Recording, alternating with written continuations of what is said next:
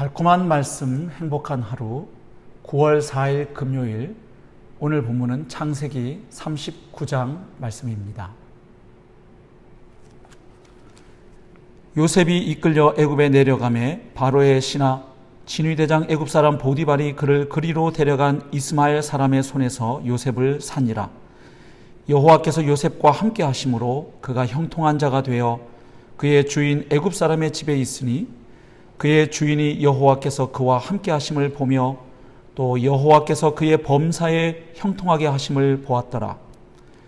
요셉이 그의 주인에게 은혜를 입어 섬김에 그가 요셉을 가정 총무로 삼고 자기의 소유를 다 그의 손에 위탁하니 그가 요셉에게 자기의 집과 그의 모든 소유물을 주관하게 한 때부터 여호와께서 요셉을 위하여 그 애굽 사람의 집에 복을 내리심으로 여호와의 복이 그의 집과 밭에 있는 모든 소유에 미친지라. 주인이 그의 소유를 다 요셉의 손에 위탁하고 자기가 먹는 음식 외에는 간섭하지 아니하였더라. 요셉은 용모가 빼어나고 아름다웠더라. 그 후에 그의 주인의 아내가 요셉에게 눈짓하다가 동침하기를 청하니 요셉이 거절하며 자기 주인의 아내에게 이르되 내 주인이 집안의 모든 소유를 간섭하지 아니하고 다 내 손에 위탁하였으니 이 집에는 나보다 큰 이가 없으며 주인이 아무것도 내게 금하지 아니하였어도 금한 것은 당신뿐이니 당신은 그의 아내임이라. 그런즉 내가 어찌 이 큰 악을 행하여 하나님께 죄를 지으리이까. 여인이 날마다 요셉에게 청하였으나 요셉이 듣지 아니하며 동침하지 아니할 뿐더러 함께 있지도 아니하니라. 그러할 때 요셉이 그의 일을 하러 그 집에 들어갔더니 그 집 사람들은 하나도 거기에 없었더라. 그 여인이 그의 옷을 잡고 이르되 나와 동침하자. 그러나 요셉이 자기의 옷을 그 여인의 손에 버려두고 밖으로 나가매 그 여인이 요셉이 그의 옷을 자기 손에 버려두고 도망하여 나감을 보고 그 여인의 집 사람들을 불러서 그들에게 이르되 보라, 주인이 히브리 사람을 우리에게 데려다가 우리를 희롱하게 하는도다.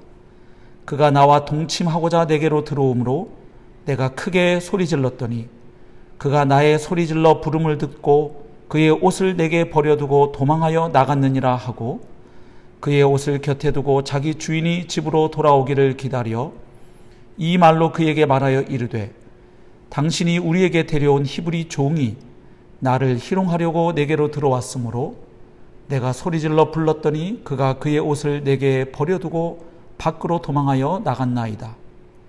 그의 주인이 자기 아내가 자기에게 이르기를 당신의 종이 내게 이같이 행하였다 하는 말을 듣고 심히 노한지라.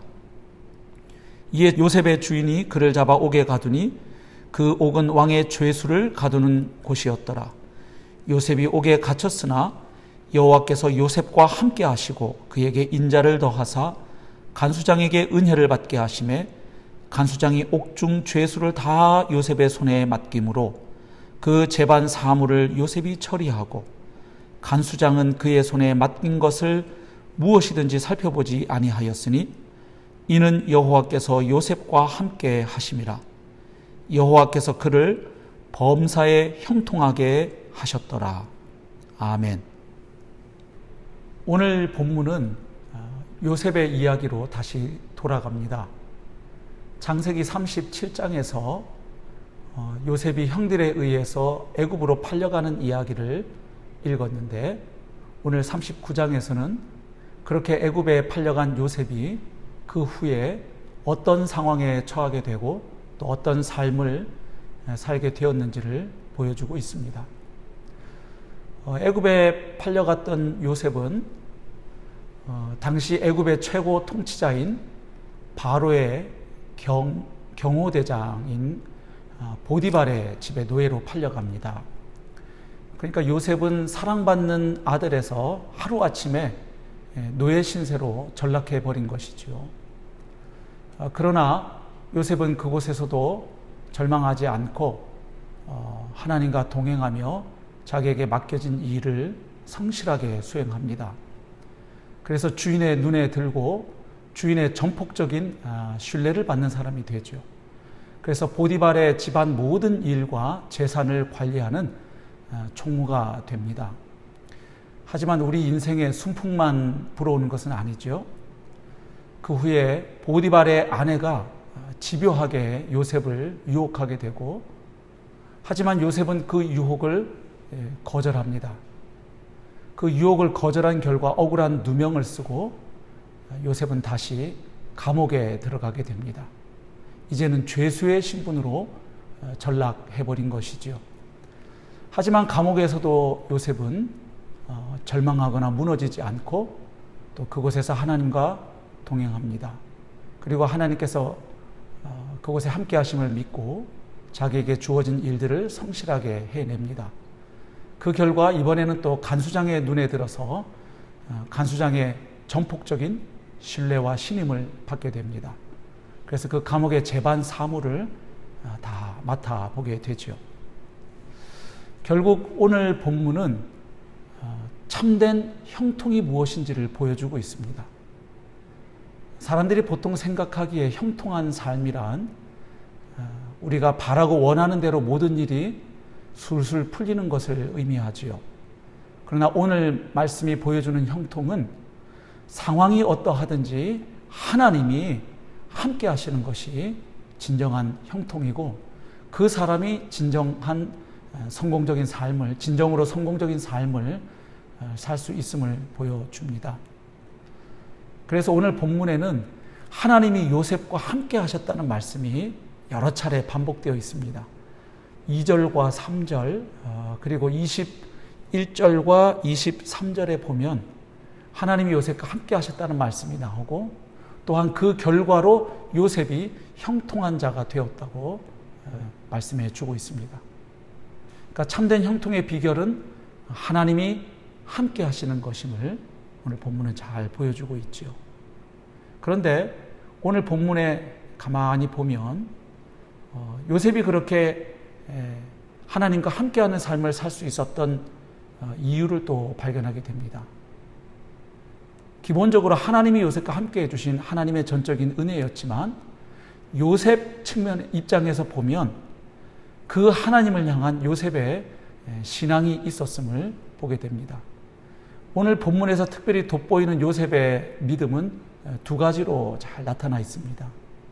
첫 번째는 모든 상황을 주관하시는 절대 주권자 하나님을 믿는 신앙입니다. 상황이 꼬여서 노예로 팔려가고 또다시 감옥의 죄수로 갇히게 되지만, 그 억울하고 분한 상황에서도 요셉은 완전히 낭망하거나 좌절하지 않습니다.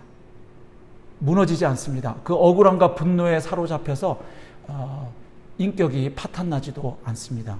그 이유는 그 상황에서도 함께 하시는 하나님을 그가 믿고 신뢰했기 때문이죠. 그리고 또 한 가지 믿음이 보입니다. 바로 코람데오의 신앙입니다. 즉, 내가 하나님 앞에 서 있고 나의 모든 삶은 하나님 앞에서 살아가고 있다는 믿음이죠. 9절에 보면 요셉이 그 보디발의 아내 유혹을 거절한 그 이유가 나와 있습니다. 요셉 입장에서 그 유혹은 거절하기 쉬운 유혹이 아니었죠. 우선 요셉 본인이 피 끓는 청춘이었습니다. 그리고 그 유혹하는 사람은 그냥 평범한 여인이 아니죠. 함께 일하는 다른 종도 아닙니다. 바로 주인의 아내였습니다. 막강한 권력을 가진 여인의 유혹이었기 때문에 그 유혹은 단순한 유혹이 아니라 강요와 억압으로 느껴질 수 있는, 명령처럼 느껴질 수 있는 그런 유혹이었던 것이죠. 그럼에도 불구하고 요셉이 그 유혹을 거절합니다. 그 유혹이 한두 번 있었던 유혹이 아닙니다. 오늘 본문에 보면 그 여인이 날마다 아주 집요하게 유혹해 옵니다.